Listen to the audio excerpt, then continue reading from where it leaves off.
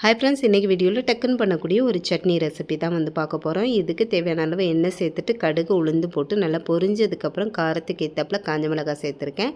இது கூடவே ஒரு பெரிய சைஸ் வெங்காயத்தை வந்து கட் பண்ணி சேர்த்துக்கலாம். சின்ன வெங்காயமா இருந்துச்சு அப்படினா டேஸ்ட் இன்னும் கொஞ்சம் கூட நல்லா இருக்கும். இப்போ வெங்காயத்தை வந்து லைட்டா வதக்கி விட்டுக்கலாம். இது கூட வந்து ஒரு சின்ன துண்டு இஞ்சியை தோல் எடுத்துட்டு சேர்த்திருக்கேன். ஒரு பெரிய சைஸ் தக்காளியும் வந்து கட் பண்ணி சேர்த்துக்கலாம். இதில் வந்து தக்காளி சேர்த்துருக்கிறதுனால புளி வந்து சேர்க்கலை. உங்களுக்கு தேவைப்பட்டுச்சு அப்படின்னா கொஞ்சமாக புளி சேர்த்துக்கோங்க. இப்போ வெங்காயம் தக்காளியும் வந்து லைட்டாக வதக்கி விட்டுடலாம். வெயிட் லாஸில் இருக்கவங்கெல்லாம் கூட இந்த சட்னி வந்து ட்ரை பண்ணி பாருங்கள்.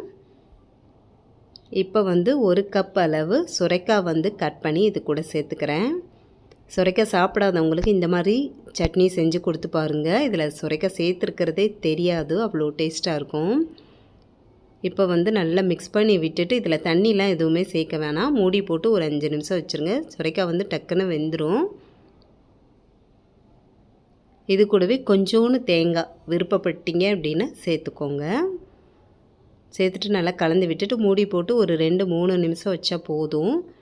டக்குன்னு வந்து இது வெங்காயம் தக்காளி எல்லாமே வெந்துடும். வெந்ததுக்கப்புறம் இதை நல்லா ஆற வச்சுட்டு அதுக்கப்புறம் இதை ஒரு மிக்ஸி ஜாருக்கு மாற்றிக்கலாம். மாற்றிட்டு இந்த சட்னிக்கு தேவையான அளவு உப்பு சேர்த்து கொஞ்சமாக தண்ணி சேர்த்து சட்னியை கொஞ்சம் திக்காகவே அரைச்சி எடுத்துக்கலாம். இதுக்கு வந்து தண்ணி அதிகமாக சேர்க்க வேணாம்.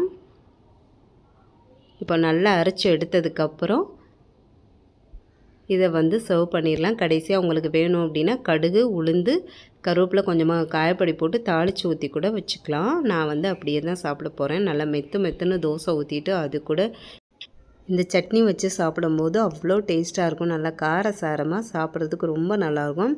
சுட சுட இட்லி தோசை கூட வச்சு சாப்பிட்டோன்னா ரொம்பவே நல்லாயிருக்கும். கண்டிப்பாக நீங்களும் செஞ்சு சாப்பிட்டு பார்த்துட்டு இப்படி இருக்குன்னு கமெண்ட்டில் சொல்லுங்கள். ஏற்கனவே நம்ம சேனலில் நிறைய சட்னி ரெசிபி வீடியோ போட்டிருக்கோம். தேவைப்பட்டால் லிங்க் கொடுக்குறேன், செக் பண்ணி பாருங்கள். இந்த வீடியோ பிடிச்சிருந்தால் லைக் பண்ணிவிட்டு மறக்காமல் நம்ம சேனலையும் சப்ஸ்கிரைப் பண்ணி சப்போர்ட் பண்ணுங்கள். நாளைக்கு இன்னொரு சூப்பரான வீடியோவில் பார்க்கலாம். Bye friends.